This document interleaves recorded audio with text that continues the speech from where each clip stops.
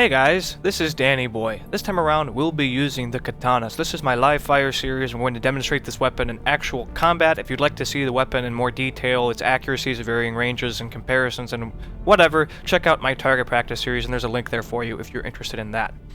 But the Katana is the very first shotgun you get in the game. It is just your standard, typical shotgun. It's semi-automatic. You know, it's good at short ranges. It is a shotgun. It's everything you think a shotgun would be. It does not pack a tremendous punch. We will show that in a second.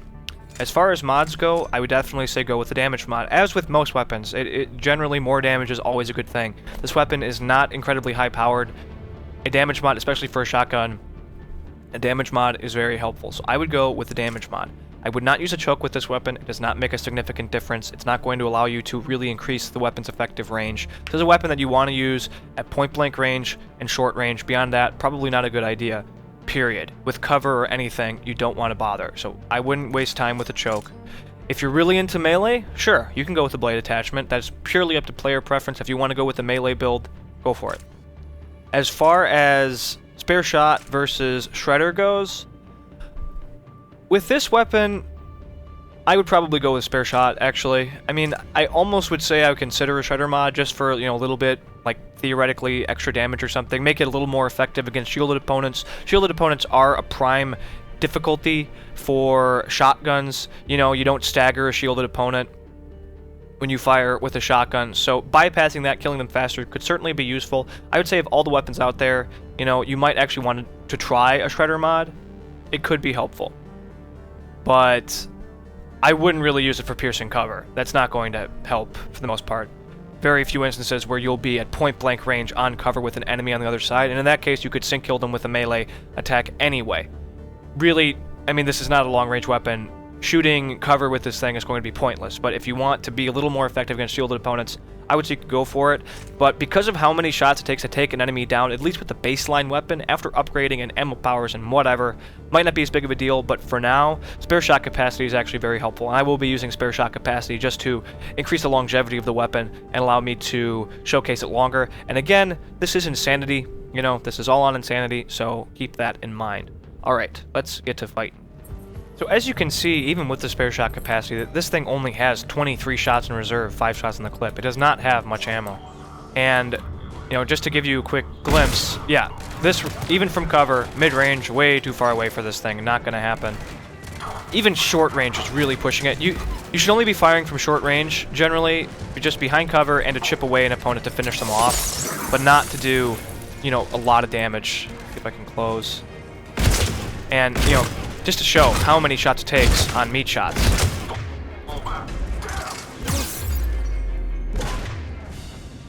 And I'd like to try to shoot through the mail slot, but I don't think I'm going to have that opportunity. Oh, maybe I will. Shooting through the mail slot, just from those shots, I think you can see it's not worthwhile. You're just wasting ammo. Turn around, you guys. Hello. There we go. Don't need... Oh. Turn around. Go.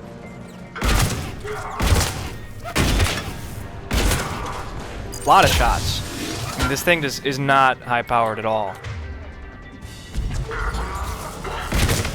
Headshots do help, significantly, so if you can make a headshot, go for it.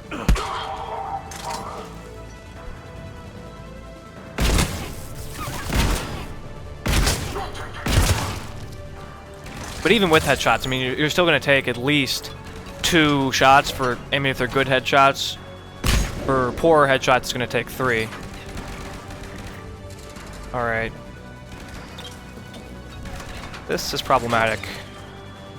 Trying to close in this sort of situation. Alright, let us tie some guys up.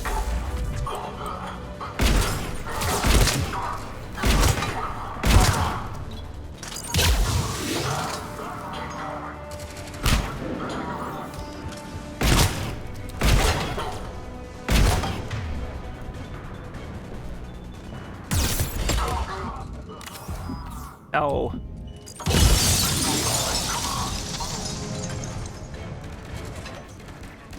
Don't fly away.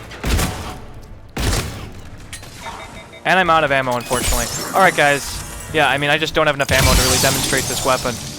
But hopefully that was a good enough showcase for you guys to get an idea. You know, it's just your standard shotgun. It doesn't do great damage. It's just... it's something that should be replaced. You know, once you get a better shotgun, you shouldn't use the katana anymore. Hey, I found ammo. Okay. I mean, again, I suppose it's probably fairly lightweight for a shotgun, and modded and upgraded and whatever, you could still get some use out of it. But personally, as soon as I found the scimitar, I never used the katana again. Really. Just wasn't worth it. For me. But if you like it, go for it. I mean, again, there's no reason not to use it. A couple shots in the Centurion.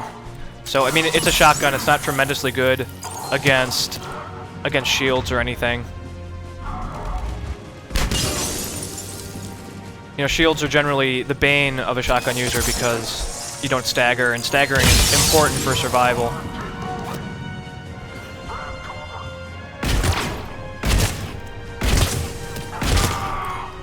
Alright, one shot left.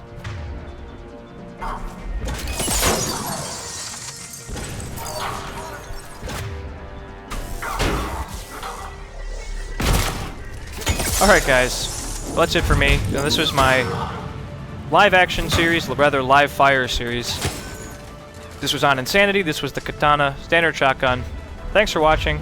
Stay tuned for more. Have a good one, guys.